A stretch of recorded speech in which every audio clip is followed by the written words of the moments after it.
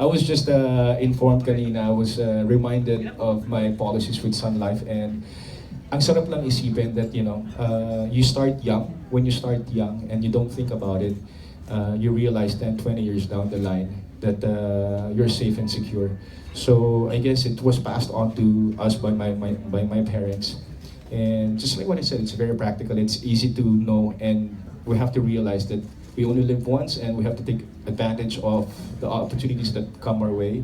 So that's how I've been ever since.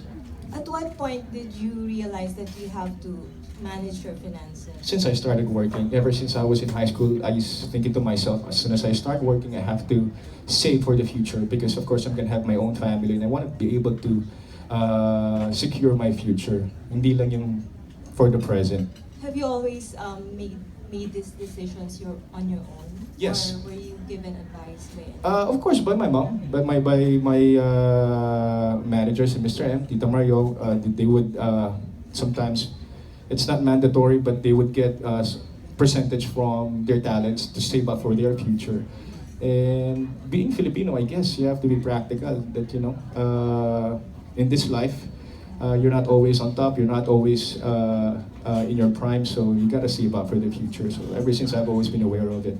How old were you when you started this? I started working, I was in dance entertainment for a year, and I was in third year high school. So after that, I went to UST for first year, and I was doing VTRs left and right.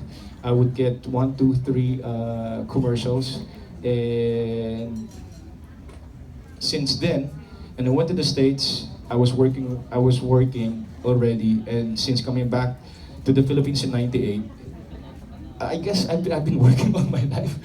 Ever since I decided that I have to work, I want to be able to take care of myself and provide for myself.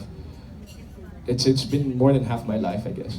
Okay, and lastly, how much of your earnings do you devote to just investing in financial plans? I don't spend much. I'm not stingy, but I don't spend on things that have no value.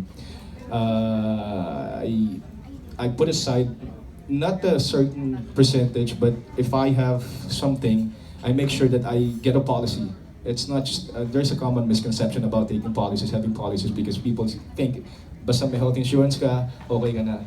Ang sarap ng tingnan, because if you have like a certain number of policies and you realize later on na nag-a-add up siya, mas maganda because mas marami ka pa pala nagsisave na hindi mo alam. So, for me, every chance I get, either I invest on real estate or policy, hand in hand. It works for me because wala pa naman akong pamilya. Thank you. Thank you. Thank you, Diana. Next question from Tito Nestor and then Tito Mercy. Hi, Piolo. Hi. Mukha ba akong kinakabahan? You talked about having a number of policies, no? How many do you have? With Sun Life, I have about 8 or 9. Yeah. And I just got one again, the Sun Fit and Well. What kind of products are these? We have No, yung kinuha mo. iba-iba po. Iba-iba po yung iba-ibang, you wanna talk about it? We have, every year po kasi we have, like we always launch new products every year. Just like now, Sun Fit and Well, we have Flexi, we have Maxi Link. So iba-iba po, it caters to different needs. Meron din siyang pension. Are you also Yes into po, that? meron din po. That's actually one of the first that I got. And even before Sun Life, 20 years ago, nung nag-start po ako mag-work, meron na rin po ako. Now let me ask you, what are the chances of doing a film with Judy Ann in the coming months? I've just been waiting, nasa kanya naman po yun eh. But, just like what I said, she's been a big part of my success, and anytime she's ready, I'm always here for her. Yeah.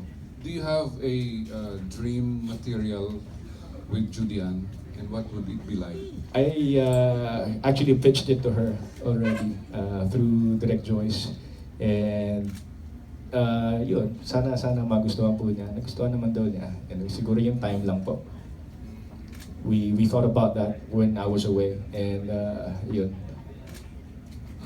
May I ask, why, sayang naman yung opportunity, nagkita kayo dito for the first time, but we're not seeing you together. Later You po. will in a bit. Ah. In a bit, Tito Nes. Yeah. Thank you. Hey po. Okay, next question. Tito Mercy, be harder. Hi Piolo, nice to see you again. Yes naman. The last time na nakita tayo sa ASAP, Opo. sabi ko, bakit ang payat mo? Sabi mo, nagkasakit ka. Opo. Ano naging sakit mo? At nakatulong ba sa'yo yung Sun Life Financial? Wow. Ah, Nai-segue nyo naman dun. Nung nagkasakit po ako, I had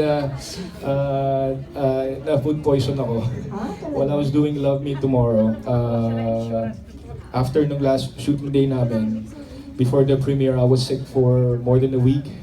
So while I was doing promo, I was constantly having diarrhea. So I really lost a lot of weight, but I had to do promos. Good thing after it was shown, I went on a vacation. But I didn't have to get my policy from Sun Life yet because hindi naman po kailangan and it's intact. Which is much better? Time deposit or Sun Life Financial, money for life? Well, Kailangan pa ba i-memorize yan? Well, all these things, of course, have their different purposes, diba? Of course, we have, for example, VUL Insurance. It's an insurance product wherein you also earn. So that way, you're able to save up for the future. So that's for your retirement. And then yung life insurance naman, if anything happens to you, if you have to go to the hospital, and may sasagot din, may pangsagot din ng gastos doon. Of course, time deposit, we also need, bank accounts to be able to get money anytime we need them, diba? To be liquid.